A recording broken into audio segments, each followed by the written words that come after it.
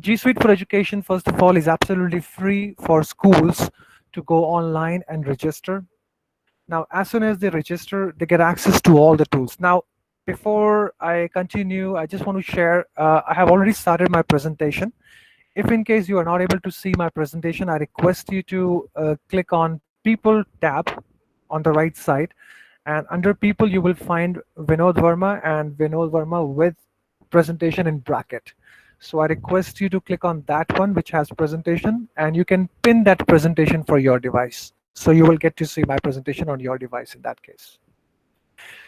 Great, thank you. So G Suite for Education is absolutely free to use and to register. It has 13 tools which we can use to collaborate, and in a classroom we can absolutely use all these tools. So I'll start with the tools. So first we have Google Docs, which is a word processor where we can create documents. Then we have Google Sheet, which is a spreadsheet where we can create spreadsheets, using Google Sheets. For presentations, we have Google Slides. Now there is an advantage in Google G Suite for Education platform. So let's say as a school, when they register the domain and when they get access to the tools in the G Suite for Education, they also get access to Google Drive. That means you will be able to save all your content, all your recordings, all your data can be saved on Google Drive, which is again on cloud, and that is going to be unlimited for every user you create under your domain. So as soon as you get access, you are able to create IDs for all the students and teachers, and they will have access to Google Drive to save all their data. Then we have Google Jamboard, which is a sort of whiteboard. When we are conducting a session on Google Meet, let's say if a teacher would like to जो write चलता रहना something on the whiteboard, maybe a hmm calculation or a formula, so you will be able to use this whiteboard and can present to the entire class. For email communication, we have Gmail, where you will have access to Gmail to send and receive emails for communications. Then you will also have access to Google Meet, what we are experiencing today.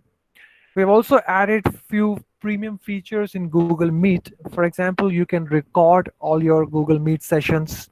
You can invite 250 people in one session. You can also do a broadcast. For example, if you have more than 250 people, then in the same organization or within your domain, you can do a live broadcast using Google Meet where you can share the link with 100,000 people and they will be able to see the broadcast. So some features like these are now part of Google Meet. We also have chat option, which is part of Google Meet. So it becomes really easy for students to share their questions on the chat window when teachers are presenting on Google Meet. So chat window can be used. Then we have Google Classroom, which is the LMS where you will be able to create all your virtual classes. That could be grade wise, subject wise. So you will be able to invite all your students. You will be able to share all content from Google Classroom. For example, if you want to share content from Google Drive, or if you have downloaded something on your system, or if you want to share some links, or if you want to share some YouTube videos. So all those features can be shared, these tools can be shared from Google Classroom itself. Then we have Google Forms, which is an amazing tool to create quiz assessments, to create survey. So you will have multiple choice, multiple options, what type of form you would like to create. So you can use Google Forms to create that specific assessment or maybe a quiz. Then we have Google Keep, which is a sort of notepad where you can take rough notes and then you can transfer that information back to your actual document. Then we have Google Calendar, where you can schedule all your meetings, you can schedule all your Google Meet sessions. For a teacher, it is really easy now because Google Calendar and Google Meet is now integrated in Google Classroom. So let's say as a teacher, if I'm going to present and share the calendar for the entire week with my class, I can do it from Google Classroom and I can create meet links for the entire week. So they will be able to see all my content and they'll be able to see the calendar when they have a next session with the teacher. So it becomes really easy for teacher to manage and for students to get access, and to use information shared by the teacher in the classroom. So I will be able to see all my assessments, I'll be able to see all my material, and I will also see how many sessions I have in a week with all the links shared by my teacher. So I just have to click on the link and I'll be able to start with my session. Now, the last we have is the admin console, which gives you access to 200 plus policies, because it is really important to manage and keep the entire network and the environment secure. Because when you are giving access to students, creating IDs for them, they will have access to all the websites and YouTube channels. So now you can define, you can manage and control the entire network. Let's say if you want to create a whitelisted or blacklisted websites, if they will have access to only these websites, that is doable. If they will have access to all these apps, that is possible. They can access all these YouTube channels. You can manage all the network settings, the timings. So all these settings can be managed from one single console, which is the admin console. Now, having said that, these tools are absolutely web-based. You don't have to download any of these tools, so they really work smoothly on web browsers. So for example, if you want to open a Google Doc, you can open it on a web browser, and all these tools are collaborative as well. So let's say if I work on a document, let me just share a document. And Parth, I need your help if you're able to see the document or not.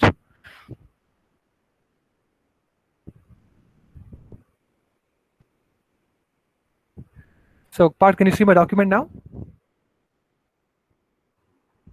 Go ahead, Vinod, I can see that. Perfect. Thank you, ma'am. So this is an example of Google Docs. Now, as I said, all these tools are collaborative, so it becomes really easy. For example, let's say if I'm working on a lesson plan, so I want to invite teachers to work on the same document. I can simply click on share, and I can just enter the email address of the teachers. For example, let's say if I'm adding Parth, so he will get the notification. Now he will be able to access this document and will be able to work along with me on the same document. So together as a team, multiple teachers can work on the same document. Now, another important feature where we can use video voice typing, so it becomes really easy to create those lessons. So let's say so we have all the languages in this box. So you can select a language. I click on this. Now I will be able to create a document while I'm speaking. So it becomes really easy for teachers to do voice typing, and you can select any language. If you want to create a document in Hindi, you can select Hindi. If you want to create a document in Indian languages, you can select those languages as well. Now, as I said, voice typing is easy. Another option which is really interesting is the translation of the documents. So for example, if I open a new document, I have already created some guidelines. Now let's say, for example, I want to convert this document in some other language. So I can simply select translate the document. I can select the language. Let's say, for example, I select Hindi. I can now easily convert and translate this document in Hindi. So as soon as the translation will be done, the document will open in a new tab. So I'll share that tab as well. Yeah. Okay. So now my document is ready in Hindi. So these are like some features I wanted to share. So similarly, all these tools are collaborative, where you can invite all your teachers or maybe group of students to work on the same document at the same time. So that's how it becomes really easy to work on these tools, as they're all collaborative. So I'll go back to my presentation where I was discussing G Suite for Education tools. Now I would like to share how we can go ahead and register for G Suite for Education to get access to all these tools. So we have three simple steps where and all these steps are online. Now, first is to share information about your institution. You will be sharing information along with some documents, for example, affiliation number, the affiliation documents. So that that is a proof that you are an education institute. So all these documents go to our support team. Now, as soon as you submit documents and information about the school, the next step is to verify your domain. So for example, I have a school which is St. Thomas School. Now I have a website which is stthomas.com. So that is my school domain. Now I can go online and I want to register stthomas.com domain for G Suite for Education. Now I will be able to verify this domain, as soon as the domain verification is done, I will get access to G Suite under that specific domain. Now, after domain verification, the last step is to submit an upgrade request form, which is for G Suite for Education. As soon as you submit this form, all this information goes to our support team. They verify the details and they send a welcome email back to you. As soon as you receive that, that means the domain is now verified. It's registered for G Suite for Education. Now, as I have registered stthomas.com, now I will be able to create user IDs for all my teachers and students. So my ID will become Vinod at stthomas.com. So that's an example. So I will be able to create IDs for all my teachers and students. Now, as soon as I'm creating the IDs, I will also have access to all these tools. Now, I will also have access to Google Meet, Google Classroom, and I will also have access to Google Drive, where I'll be able to save all my content, and that is going to be unlimited. So this is I wanted to share regarding G Suite for Education tools and the registration process. So if you have any question related to this, I request you to put that question in the chat box, and I'll be able to answer that. And we will also share the steps with you how we can go ahead and register for G Suite for Education. Now, I would like to invite Sangeeta ma'am, who would help us to take a session on Google Classroom and how we can use Google Classroom and the other tools from Google Classroom itself. So over to you, Sangeeta ma'am. Thank you, Vinod. Thank you so much for giving this opportunity, and good afternoon to all who are attending this session and who are also G Suite users, who are also working hard in their own way to keep the teaching and learning process on. So, considering the present scenario,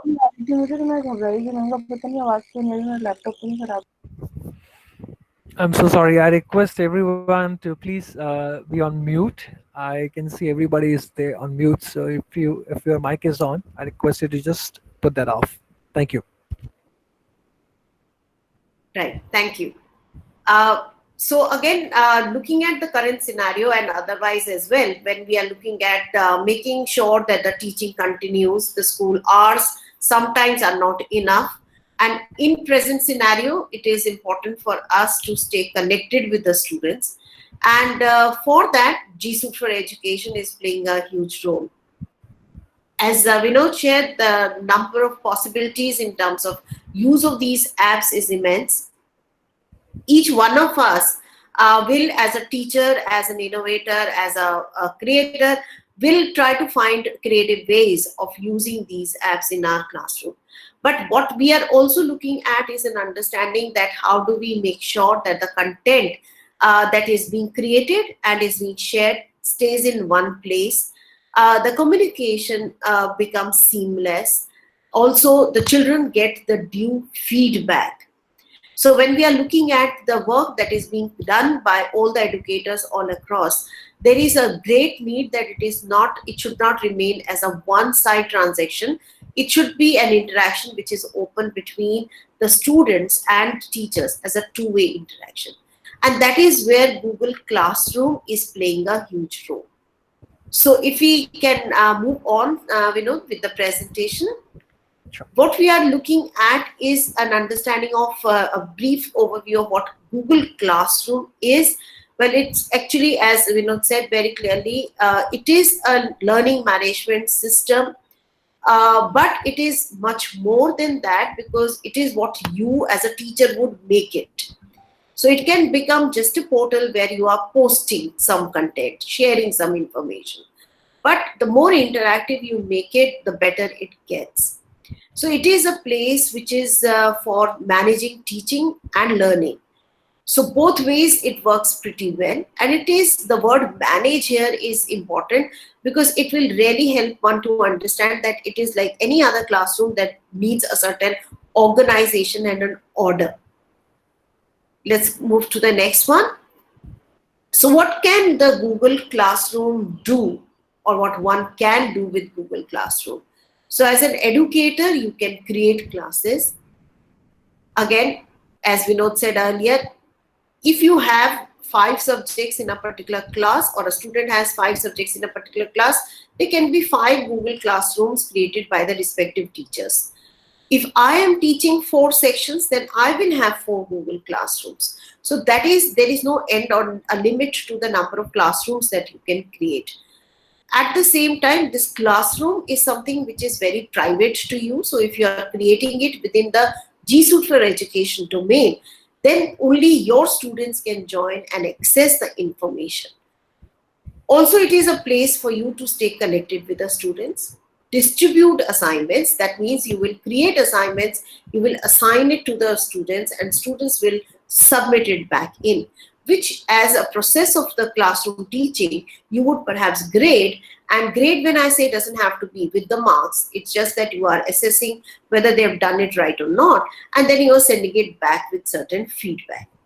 And also, it is a place which allows everything to stay in one place. And when I say one place, actually it is going to stay in one place for the entire academic year till the class is archived.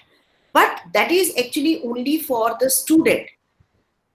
For teacher, the content created in any academic session remains with her forever. So I can reuse the material that is created maybe 2 years back if I wish to. And we do, as teachers, do that, right? We do create assignments and resources which can be reused. As an educator, so if we can have, progressing it further. So as a student, what can one do? So as a student, of course, they will join the Google Classroom where they will interact with teachers. So it could be a simple general interaction. And this could be an interaction not necessarily only with the teacher, but it is also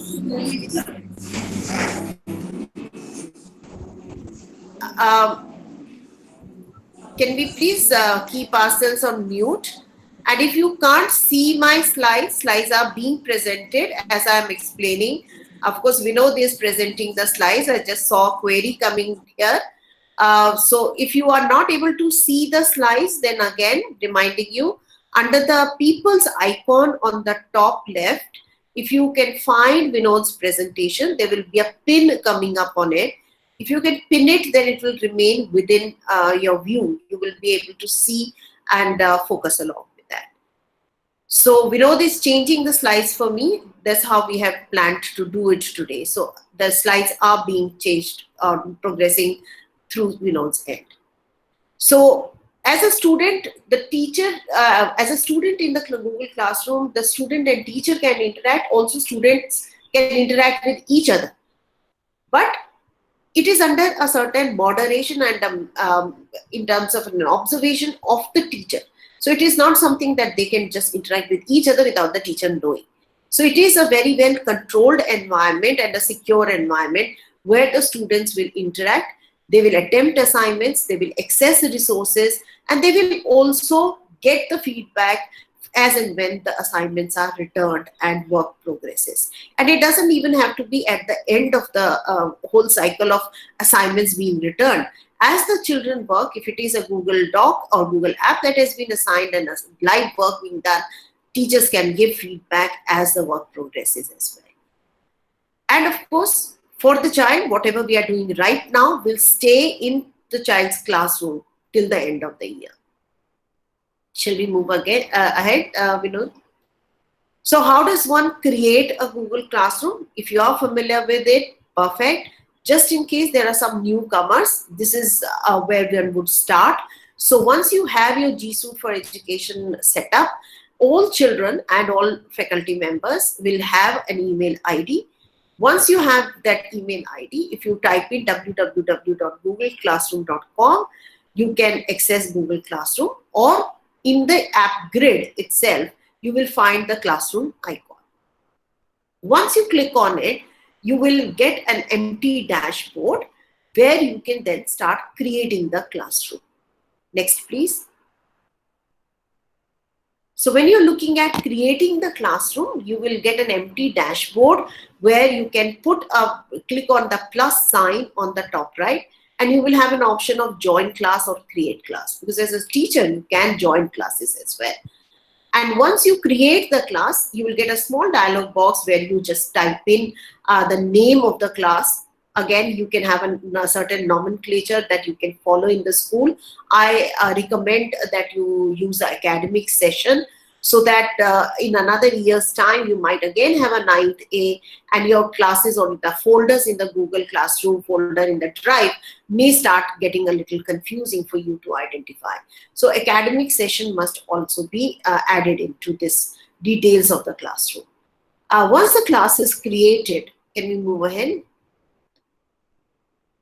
So once the classroom is created, you get a header like this, and this code, as you are able to see on the screen, is something which is visible also in the header, and this is the code which the students will use to join your Google Classroom. And this is a unique code for each class that you create.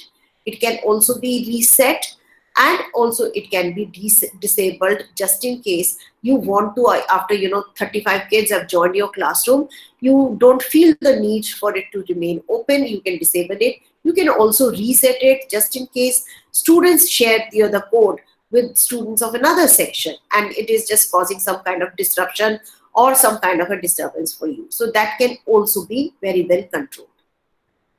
Next, please. So as a student, what they do is, once they get the code, they will again go through the same process of opening Google Classroom dashboard and then join class. So once they join class, they will be asked to provide a code, which is what the teacher is supplying to them. And that code would take them into the Google Classroom. Next. So once you come into the Google Classroom, this is the kind of a page you get with a certain header, and it has the name of the classroom. It also has a class code showing, but it is only from the teacher's view. Once the child joins the Google Classroom, they cannot see the code of the classroom. So it is something which is different in terms of the view that the student get of the Google Classroom and what the teachers get. And then there are 4 tabs mainly when we are looking at it from the teacher's view: stream, classwork, people, and grades.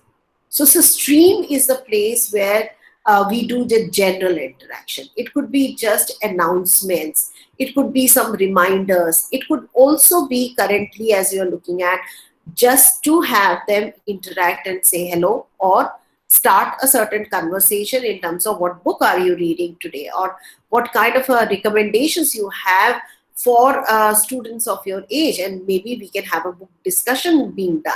So this is a place where it is for general interaction. The main action happens under the class work tab. So if we go further, you will see what class work tab brings up. Next, Vinod. So in the classwork, we are going to be assigning, assessing, and also sharing resources. Next.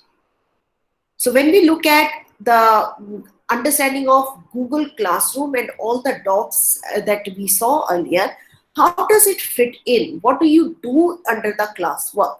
So when we are talking about assigning work to them, what kind of work works best? Of course, you can always send a PDF assignment as a worksheet.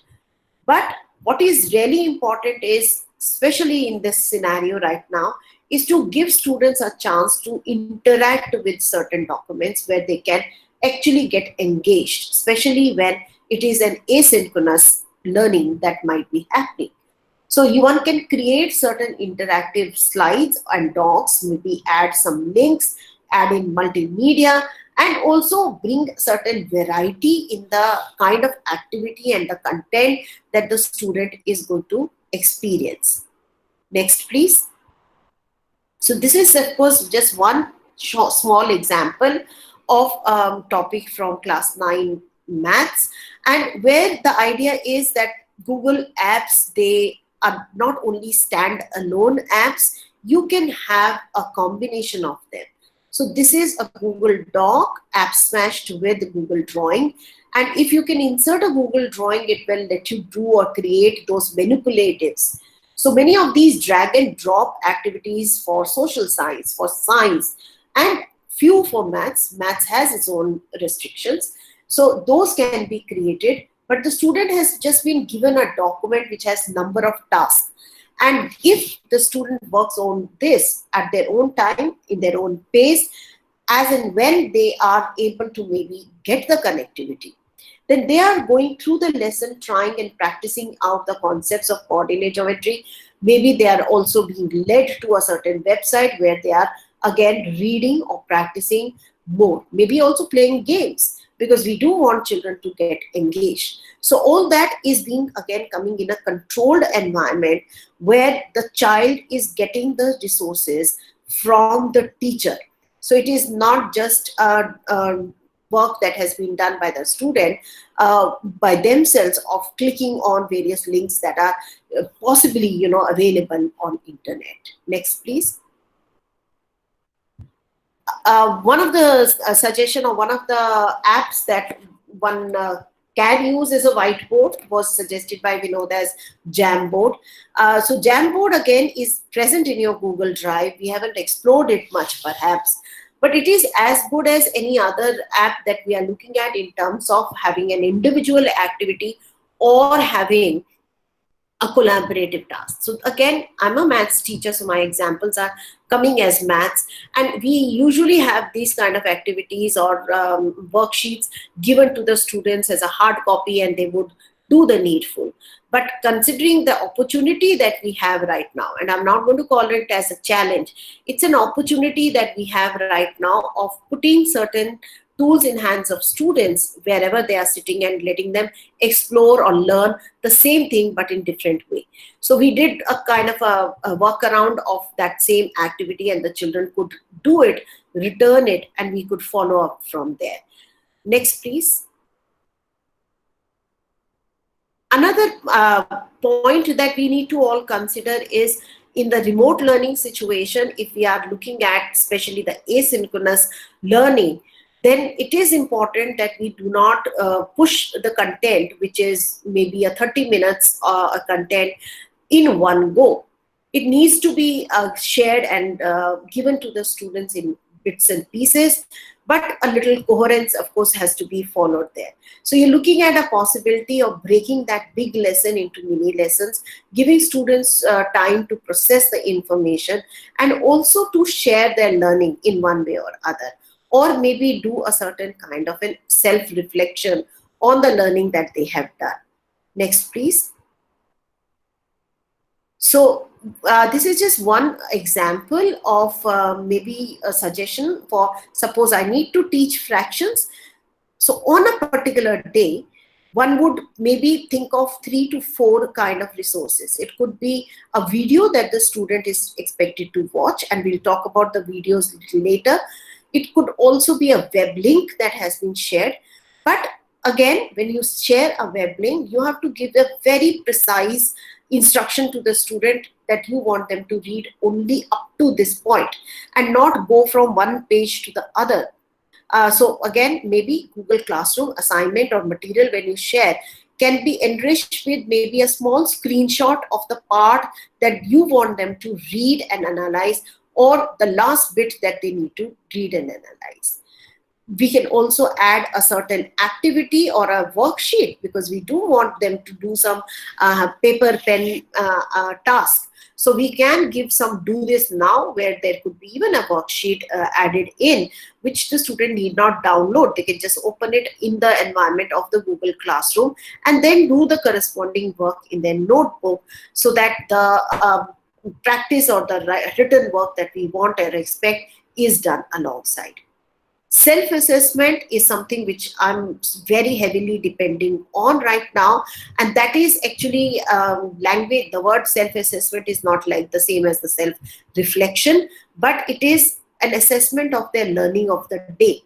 So a certain quiz of maybe 4 to 5 questions is given, again using Google Forms each day, so that based on the lesson that is taught, so that the child gets a chance to assess themselves. Also for me to get an indicator of how they have learned.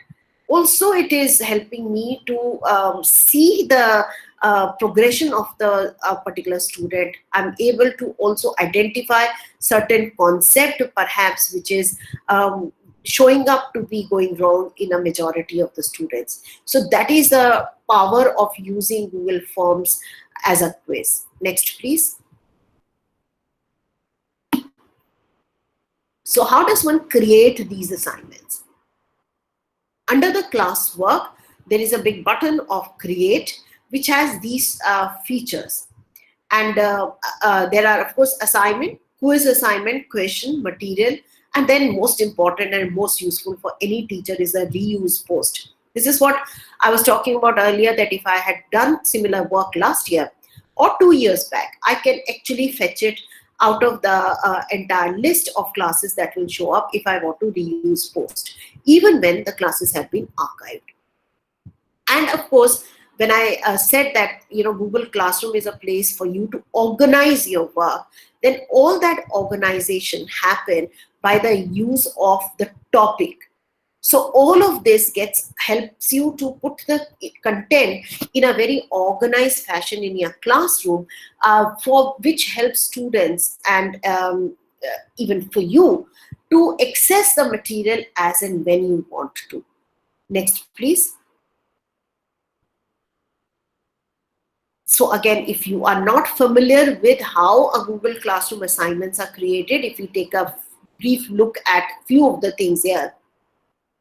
When you open that assignment possibility, the dialog box opens up, which asks you to, of course, put a name for the title of that assignment. But the content that you add, again, most of the times it is suitable to use Google Apps only. So it could be a Google Doc, it could be slides, it could be a Jamboard, it could also be Google Sheet, if that is what you are looking at assigning to the students. And then in the settings, you see three possibilities. Students can view file, students can edit file, and make a copy for each student. So if you want this to be just students can view file, then maybe let's not call it as an assignment. But if you're sending a worksheet which you want them to do on a notebook, then maybe yes, you can call it as an assignment. So that is something which you have to take a decision about. Settings which students can edit file. So that is when you want everyone to make use of one file only and do a collaborative task. So that could be a Google Doc. It could be, well, best is to have Google Slides, where everybody is working on a deck of slides and they're adding a slide for themselves, or the teacher is assigning a deck such that they are able to access and add these slides for themselves. So a whole content can be created by the class together if you wish to. Very important is the third setting of make a copy for each student.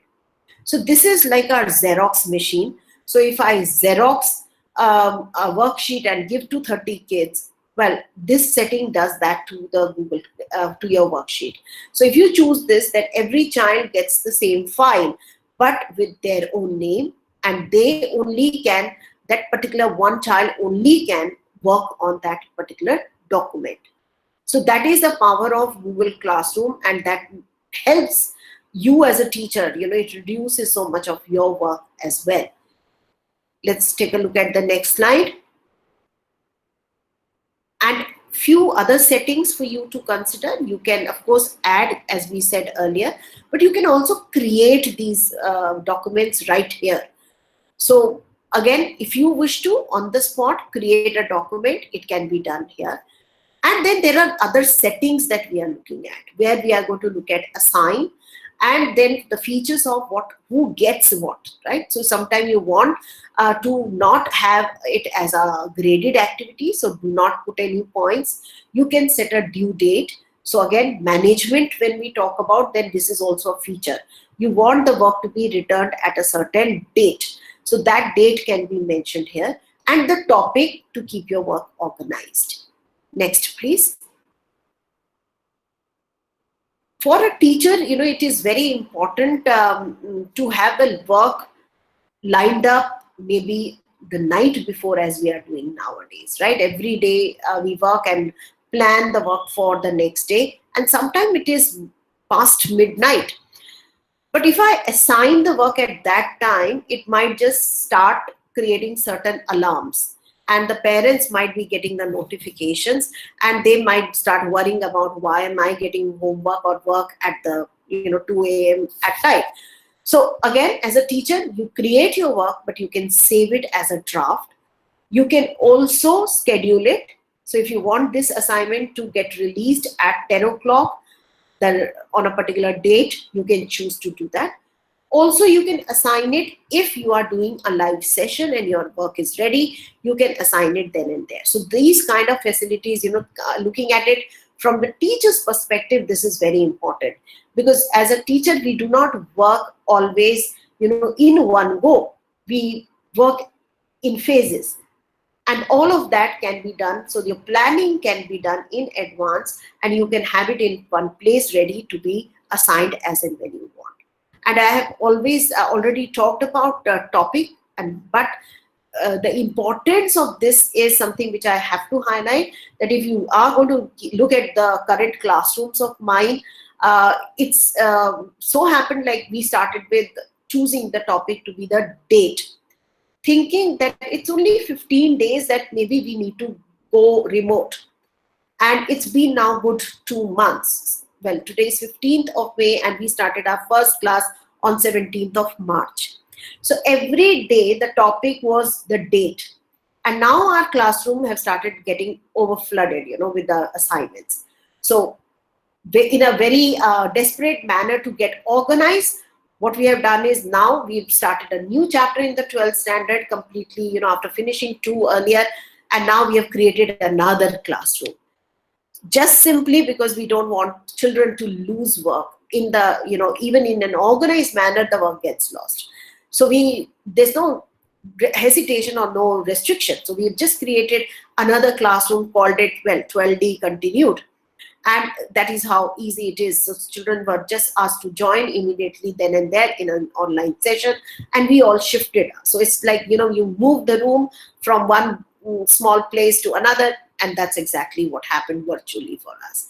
But the assurance is all the work that we had done in the previous classroom remains there. I'm also checking in case any late submissions are coming in there. So they are getting their feedback and due work there.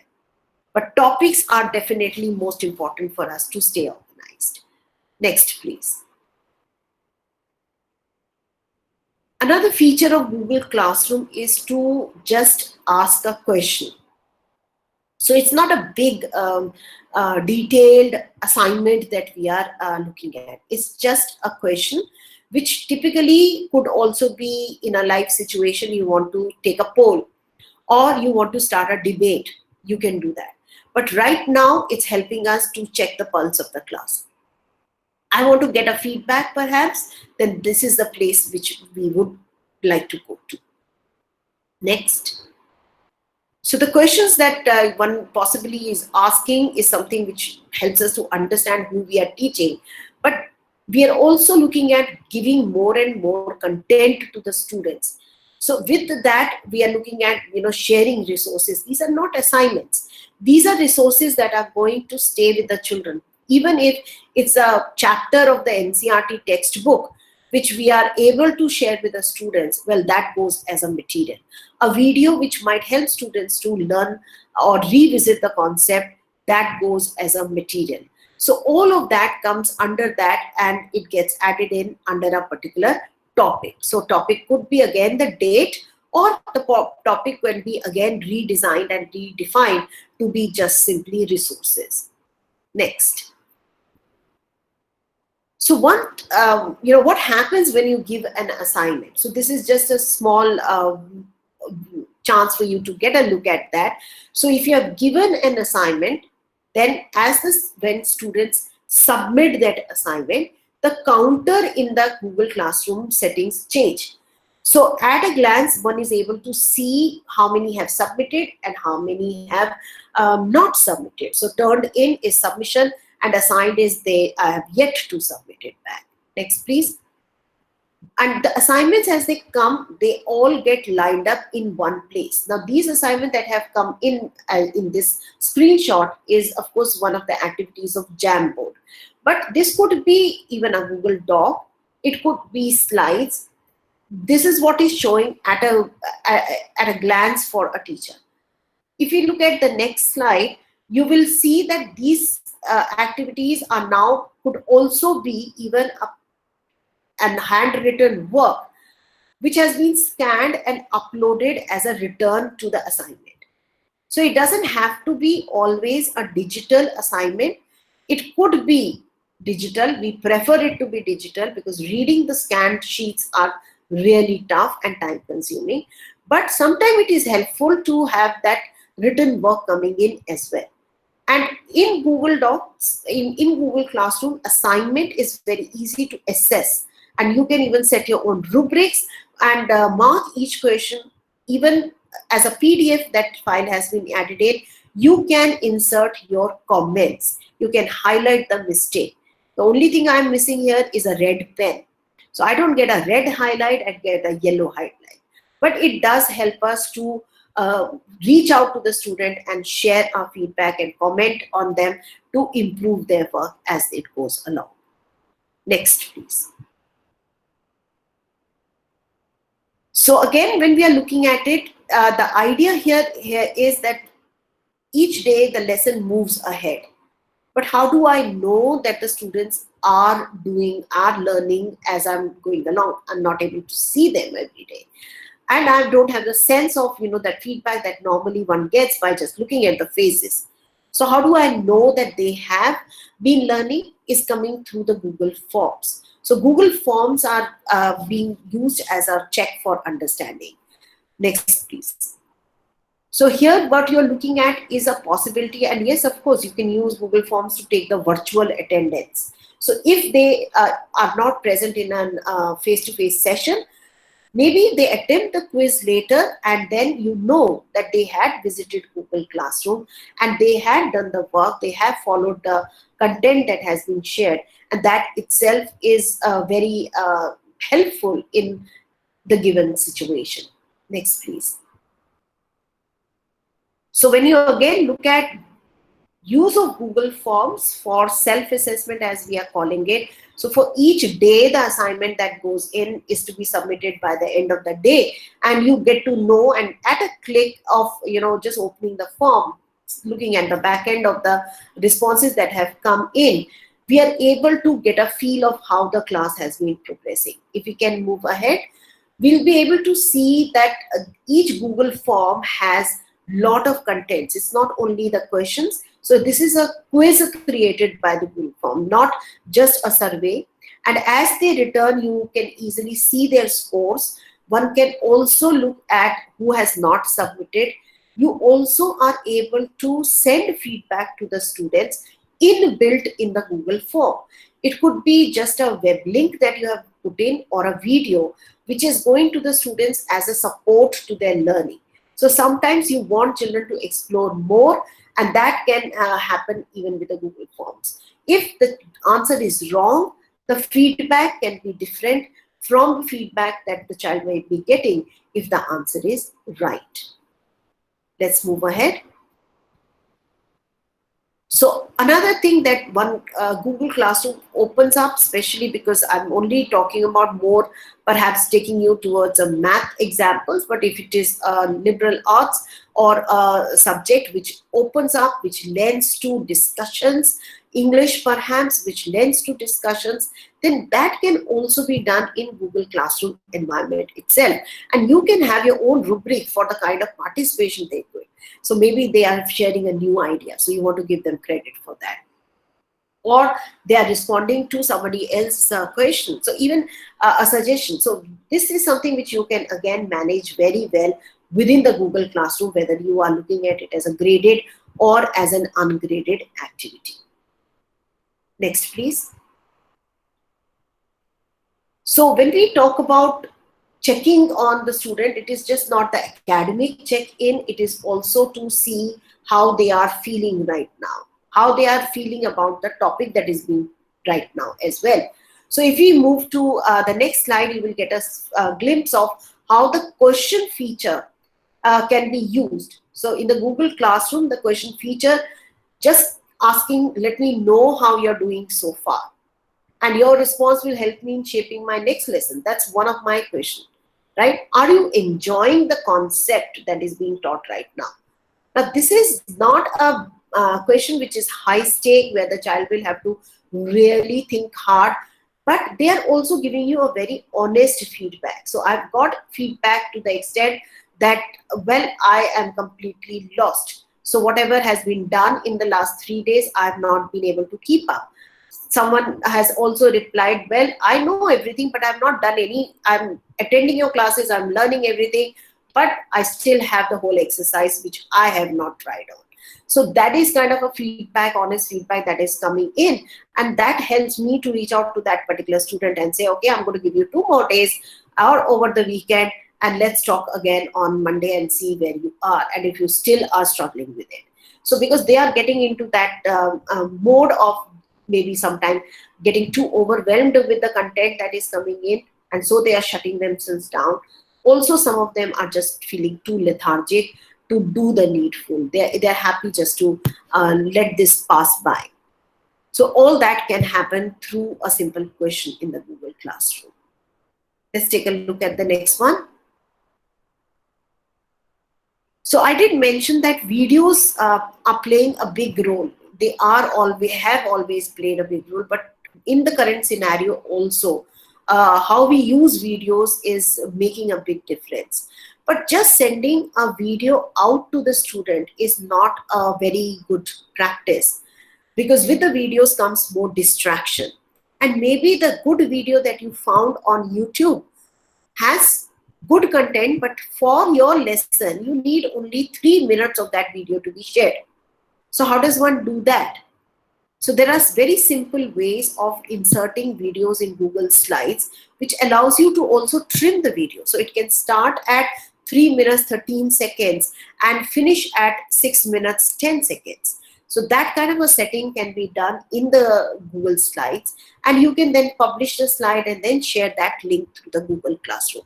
It also keeps all the distractions of advertisements away, the comments that are coming up, they stay away, and the children just look at and watch just that piece. Similarly, you can add videos in Google Forms as well, but that doesn't let you crop, so you have to send out the entire. You can create your own videos perhaps, but one of the good way, an easy way and a very effective way is to use Edpuzzle. So Edpuzzle is a website where you can create your accounts, and it's free, and you can turn every video into a lesson. So what Edpuzzle allows you to do is it allows you to insert questions, it allows you to insert a voice note, and can also you can do entire voiceover. So the children do not get to hear a foreign voice, but your own voice. So that is the power of Edpuzzle. Next, please. So more than just that being the power, it lets you track the progress of students. So when we send videos to the children to watch, we are not too certain whether they have watched the video or not. They might say yes, they have. But what Edpuzzle lets you do is it lets you track how much time did a child take to watch, but also giving you a report of how many students have just not watched. And if you see the next slide, we will see that you will be able to get the individual student report as well. So it tells you how much time a child took to watch the video. Edpuzzle doesn't let them, speed it up and skip the video. They have to watch entirely. They have to answer all the questions that have been inserted as well.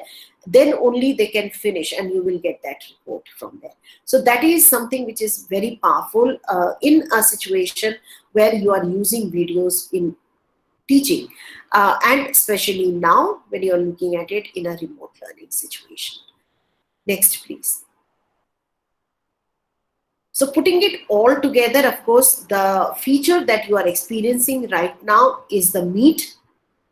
And Google Meet, as you have possibly come to know and was announced as soon as the situation of remote learning started in March, it came in as a feature for GSUIT for Education, where 250 students at a time can attend the video session, and what it is allowing us is to do it in a very controlled environment. So if I have created this Meet session using my school domain, and then my students who have the same ID as the school domain, they can join in.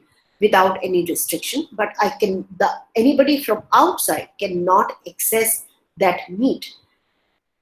Also, every time that we are looking at a session being done of such kind, then we are looking at possibility of students interacting. So of course, the chat as it is open right now, you are experiencing, and it allows you to record.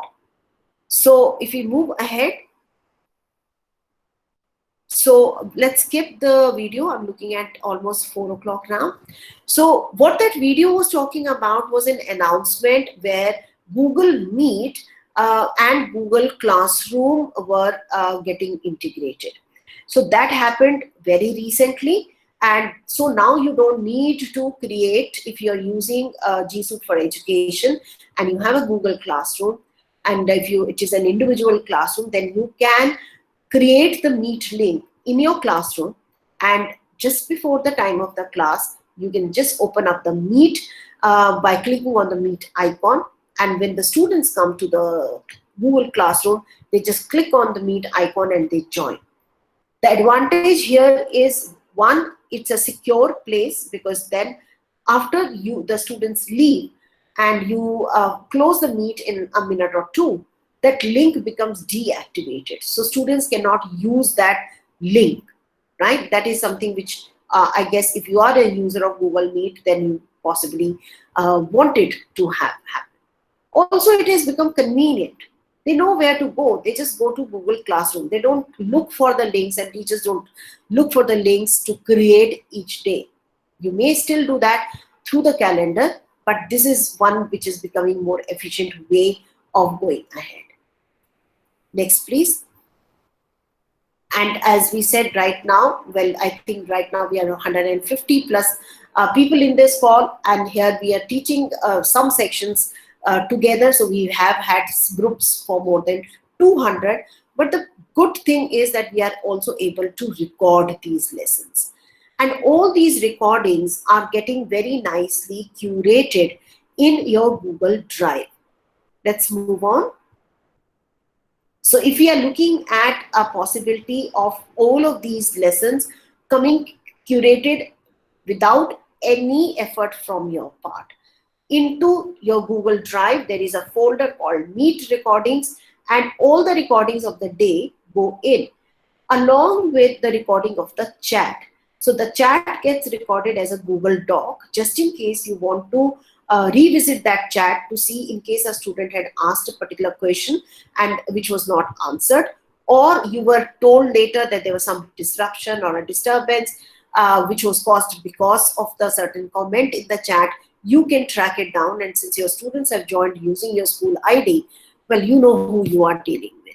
So again, the idea is that everything that is happening under the G Suite for Education is being managed with an understanding of bringing security and a safe interaction for the students to make use of these apps, and for you to make use of all these apps of Google in a safe and confident manner. So I hope this has given you some insight into the possibilities that G Suite for Education opens up. And well, I hope it works for each one of you. Thank you so much. Thank you, Sangeeta ma'am. That was really useful. Thanks a lot. Now, I would like to invite Mr. Parth Nigam to share information about CS first. Over to you, Parth. Hey, thanks, Vinod. Can you stop presenting? I'll just start presenting my desktop then.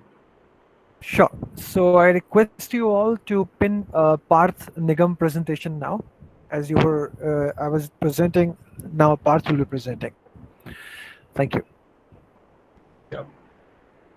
So just to give you the process, you'll have this people tab towards your right. You just need to search for my name, Parth Nigam, and then there'll be a pin button on it. Just pin it so that you can see my presentation. And the next presentation also, Shalini, for Shalini, I'll be moving slides, so it'll be just better for you to pin me there.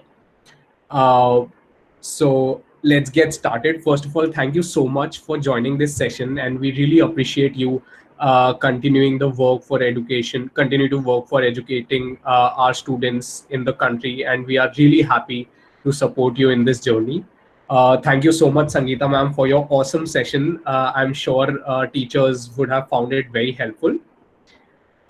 With that, we move to the next segment where I'll quickly be talking to you through taking you through our computer science education programs that we offer completely free of cost at Google. And I see in the list that there are so many CS first teachers today who've joined this call. So thank you so much.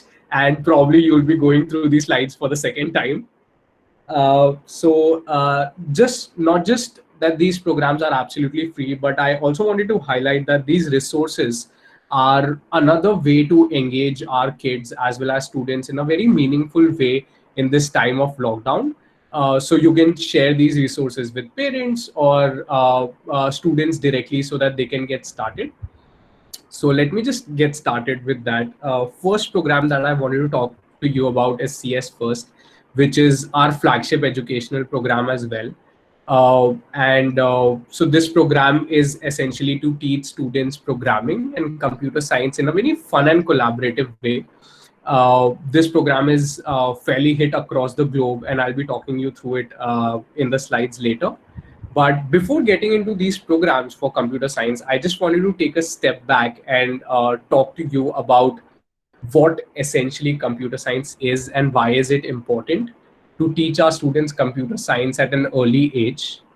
So essentially at Google, we deeply care about computer science education, and we really believe that computer science is one of those subjects that have over the years become such a great enabler to solve real life problems.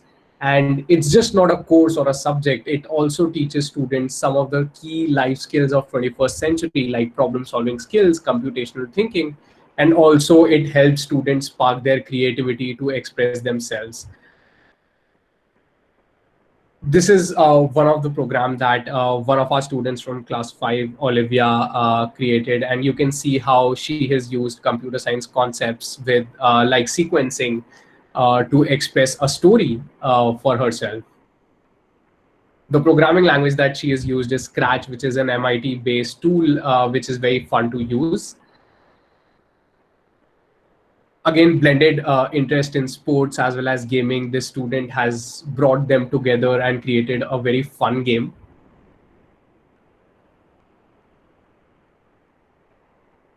And of course, how can we forget the timeless tale of Ballerina, where she's scared to perform on the stage, and she gets motivated by her friends as well as a fairy to perform on the stage, and she nails it. So you can see how the student has tried to express her stage fear through a story and using computer science concepts. Having said that and talked about the importance of computer science in today's world, I am really happy to talk to you about one of our flagship educational programs, CS First. So CS First is a free instructional video-based online curriculum that introduces students to programming and computer science at a very early age using a very modern, fun, block-based programming tool. I am sure most of you would be familiar with it. The language is Scratch. The program is absolutely free of cost, and we also give free certificates and gifts to students and teachers, to students, because we want to motivate them and to help them get started with their journey of computer science, and teachers, of course, for the great job that they do to introduce these programs in their classroom, apart from the existing curriculum responsibilities that you already have.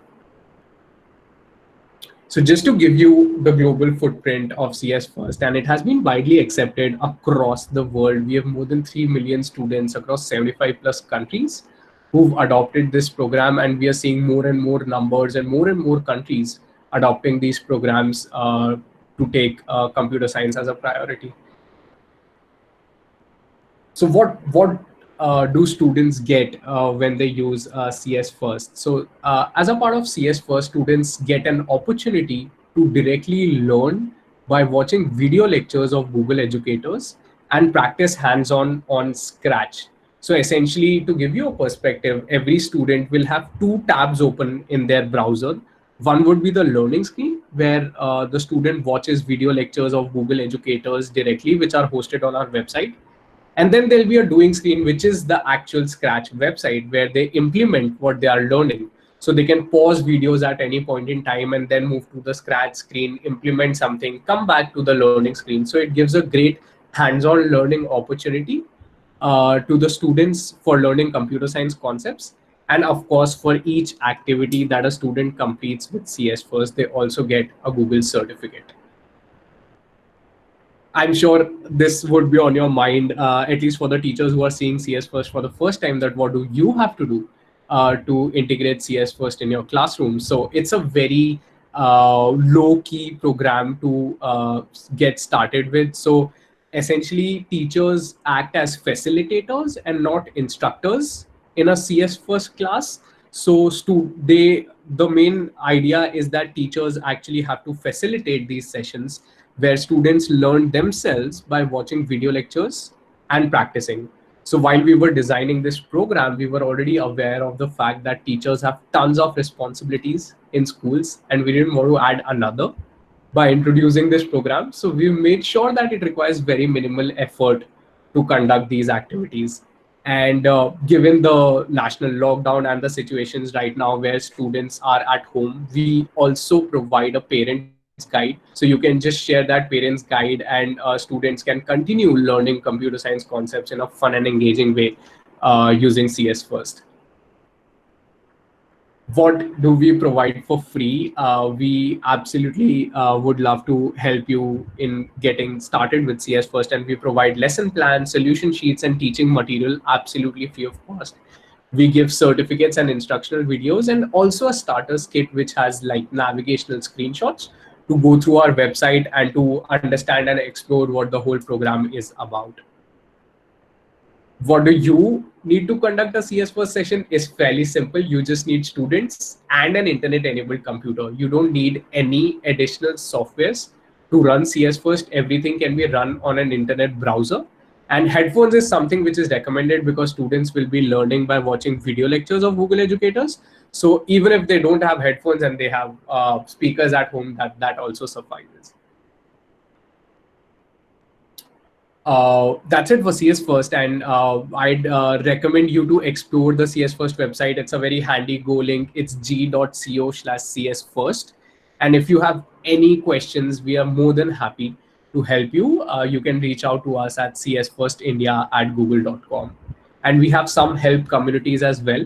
You can make a note of them, and we'll be also sharing these links with you later after the sessions. The other program that I also wanted to highlight is one of the contests that we run every year. The name of this contest is Code to Learn, and it has been fairly accepted in so many schools and so by so many students. We every year we have thousands of students participating in this program, and we've launched the 2020 edition for this year.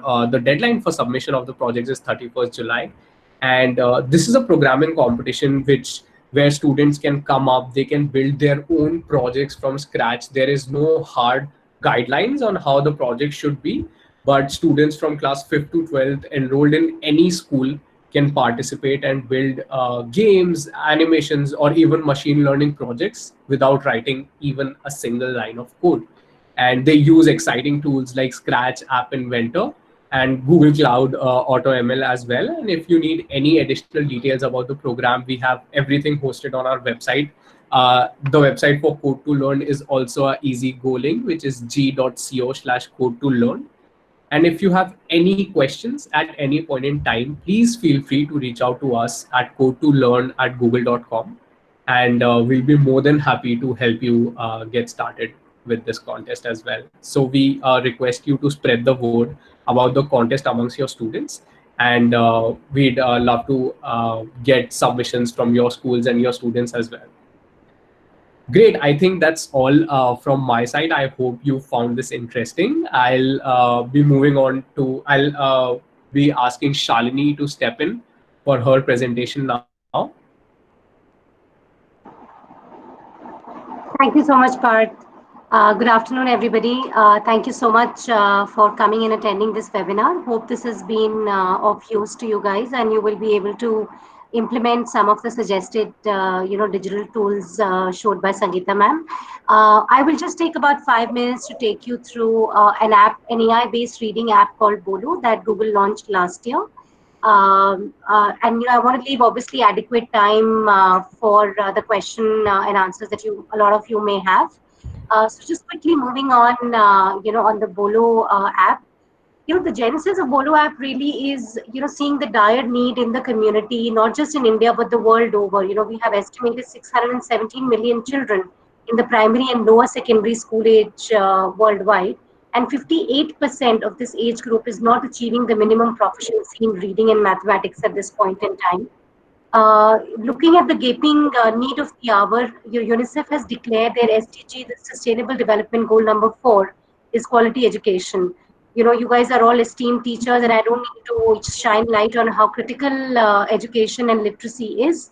But with that in mind, and next slide, with technology on our side, we truly believe that technology can help kids around the world learn how to read and can move us closer to the goal of basic universal literacy. With this, goal in mind, our overall approach has been driven by the fundamental belief that while technology alone can never be enough, it will always have to be complementary. Next slide. With this thought in mind, we created Bolo to make learning to read accessible and fun for everybody, anywhere, anytime. No matter if you can afford an expensive storybook or not, no matter if you can go, to a one-on-one school or not, no matter if your parents can help you learn to read at home or not, Bolo will help you. Next slide. This app is available on Google Play Store. It's a speech-based reading app available in 4 levels, recommended for age group 5 to 12. We expect basic comprehension skill in kids to be there before they start, reading it. Character recognition skills should be there. The kids read in their own voice. They hear it, and they see the change of colors, happen in the story. If they read a word incorrectly, the helpful assistant called Dia quickly chimes in and helps them read the word correctly. This is how artificial intelligence is used to teach these kids to pronounce the word correctly. Currently, next slide. Currently, the app is available, in 9 languages: Hindi, Telugu, Marathi, Tamil, and many more languages are going to come towards the later half of this year as well. The main features of this app really is that this app is available offline. So once you download it, you don't have to be subsequently online. You can access all the stories that are available in an offline mode as well. It is safe. We understand the kids who are using it. So any information, any and every information is saved only on the device, and none of it is used in any way or form by Google Play. It is also available for free. There is no charge whatsoever. So we would strongly encourage you to, especially the primary kids, to start downloading and reading English, Hindi, whatever they prefer to learn. Start reading these stories and enjoy them.